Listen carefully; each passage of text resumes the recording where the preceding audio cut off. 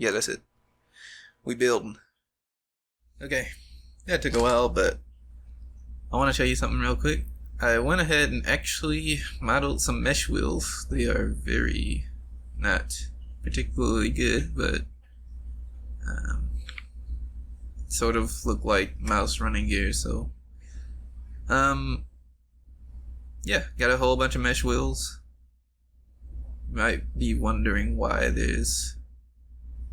just spawned them out here like this, and that is because of the C2 right here. So I have I'm just gonna do this in the background. Yeah, industry marker. I have a hollow wheel replacer, but that only works with basically models that exist in GMOD. And I got a comment from a guy. I forget his name off the top of my head, but maybe I can find it in post. But wanted to know if I could, or if that chip could basically take prop to mesh models. And it can't. It only works with GMOD models. So because all of a sudden I need to, or was sort of interested, I'm not sure how many weeks later or months later that there's this chip. And this is the best way I could think of putting basically OBJs onto your making an OBJ wheel replacer, because these are just basically prop to mesh cubes. I don't think there is a way to actually mess around with OBJs just through E2 with prop to mesh. I think basically this is the way you do it. You spawn a bunch of prop to mesh cubes and you move them onto your wheels if you want to do this. So I coded a little E2 to do just that. It works similar to the other one, but there's a lot less to do here because prop to mesh handles basically everything. So again, you set the color of your wheel, the alpha doesn't matter, and you just go ahead and update the chip and it would work, right? Oh, it would work if you would wire the entities up. Let me actually see here. Yeah, let's see.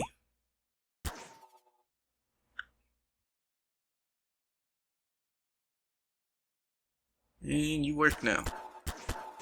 Please.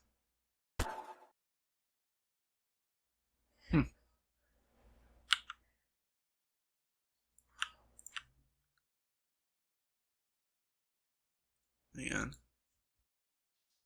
Maybe don't parent because you seem to be busted. Yeah? Wow. Hang on. Yeah, I did. No. Wait. Oh wait, no, that's just the wrong way. So maybe don't do this first. Maybe do not parent them first. Move them, then parent them. It doesn't seem to work immediately. That's unfortunate. But hey, there we go. Custom wheels. And because these are basically just prop to mesh cubes, you can use OBJs, but these are actually just some prop models I whipped up. So if I just show you the model for, let's say, the idler. A nightmare to do with resizer. Oh, this is parented too. Okay. Well, you know, you get the idea. And the sprocket.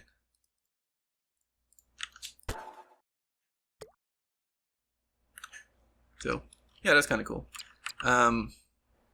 So if you do use this chip, I'm not sure how much of a good idea putting or just spamming prop to meshes is like this on wheels. I think the only real problem with doing this is you might hit the p-tune limit depending on what's a replay on. Yeah.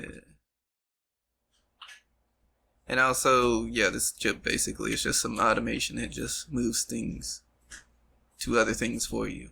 So It's questionable how useful this is, but it's kind of convenient, I guess. So that's nice. I might make use of this. Maybe not. I don't know.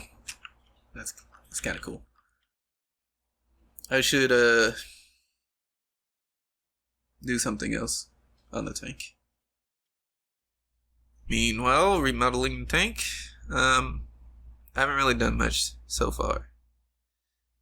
But what I did want to bring up is this thing is so old that if I were to go to the functioning version, this thing is so old that it's using those old prop to mesh cubes, legacy prop to mesh cubes.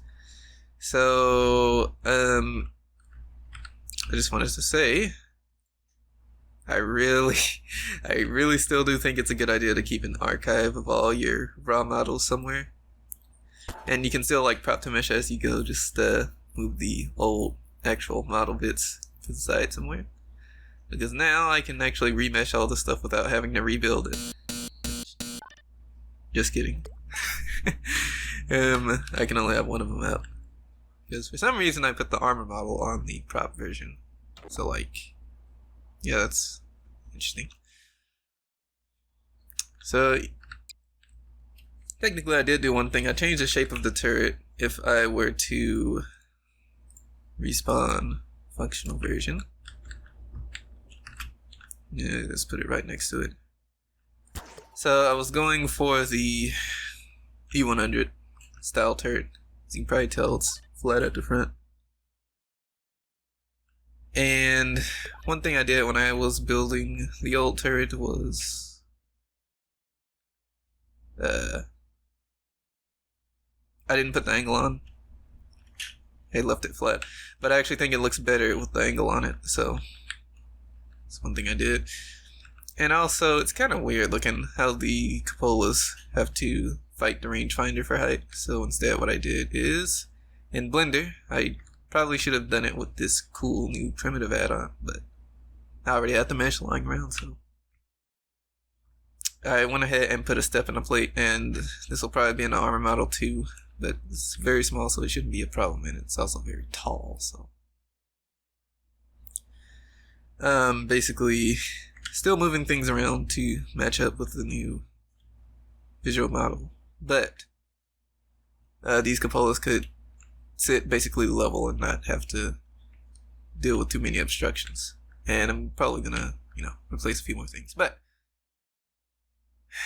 gotta do some more modeling. Guess what? I'm done modeling this thing for now. So, yeah. Here's the new model.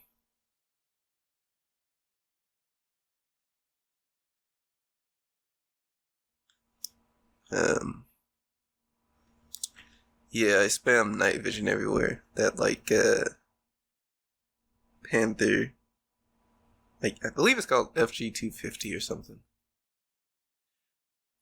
I thought it looked cool as a gimmick, so I just put it everywhere. I think I did it wrong too, because on the commander's hatch it was actually coming out of the hatch, not rigidly attached to it. And there's even one for the gunner and a big searchlight on the tube, because you know your boy likes cringe lights. Coaxial cringe lights.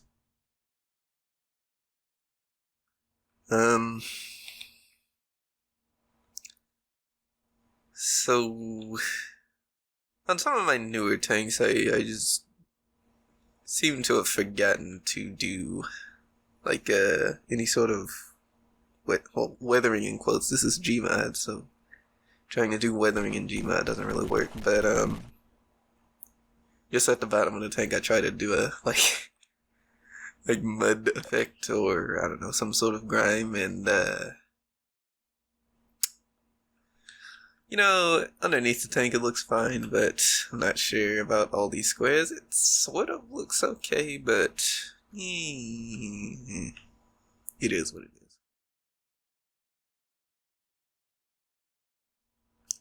So actually the way I did that was, well, let me open up Blender. So actually the way I did that was just in Blender here, because I had the model lying around. I could have done this out of props, but basically this. So what I did was I got the hole, I got a few parts from the hole, so let's just say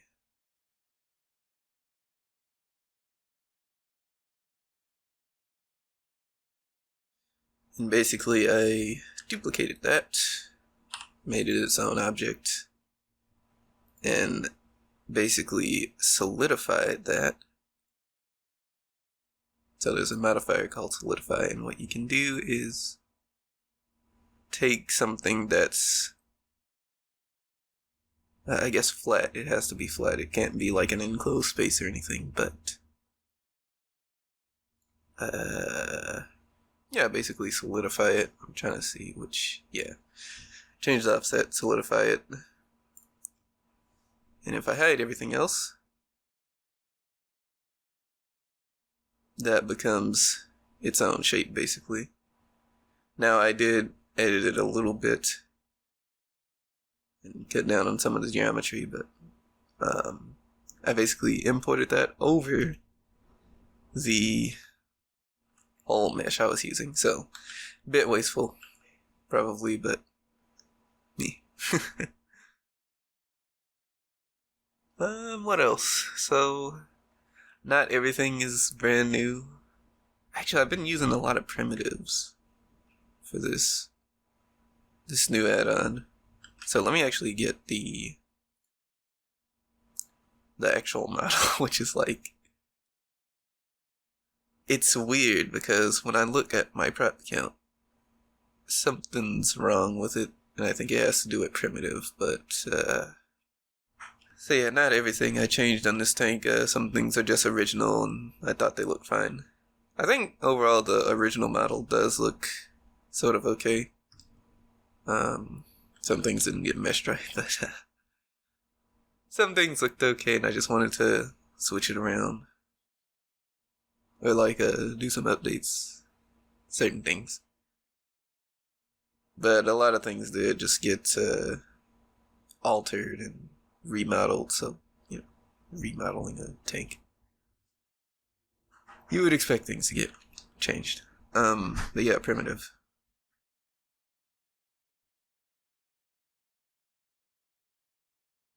I really like this add-on because when working with resized things, so for example this deck light here, right? Let's just say I wanted to grab this panel over here. I'm actually grabbing this. So with primitive that doesn't happen because the hitbox actually changes as well. And I've been using a lot of primitives. Not everything here is a primitive. Some stuff has just been like stock as props. Or how I built it, rather. But certain things are, yeah, primitive. This is parented. So, like the gun mantlet.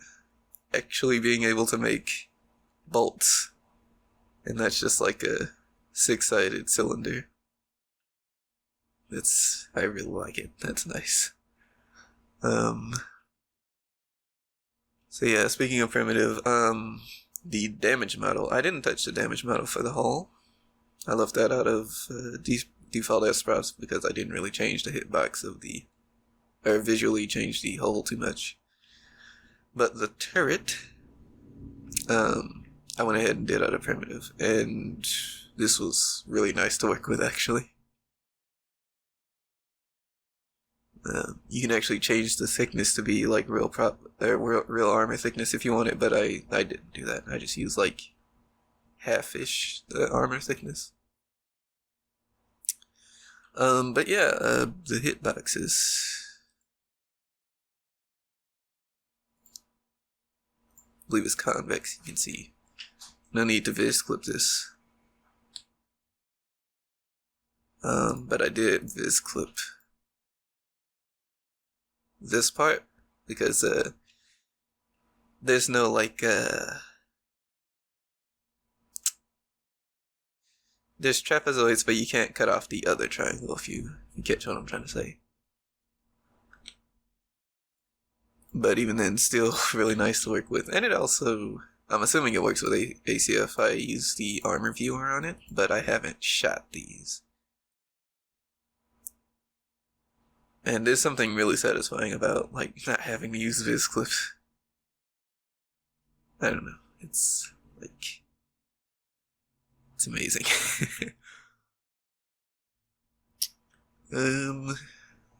I even got my stupid step on the turret. And also, yeah, hitboxes, so like on round stuff. I believe on spheres and domes the hitbox is not really accurate if you do a lot of subdivides. But I really like the cylinders and tubes. Because you can make, well, not really here, but like different shapes, and the hitbox actually matches. So you can see on my cylinder here.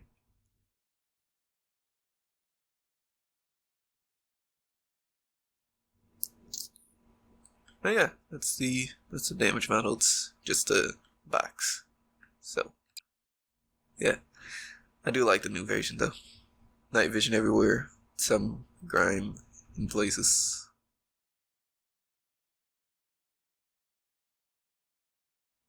And I think that's gonna be it. New mouse. Very cool.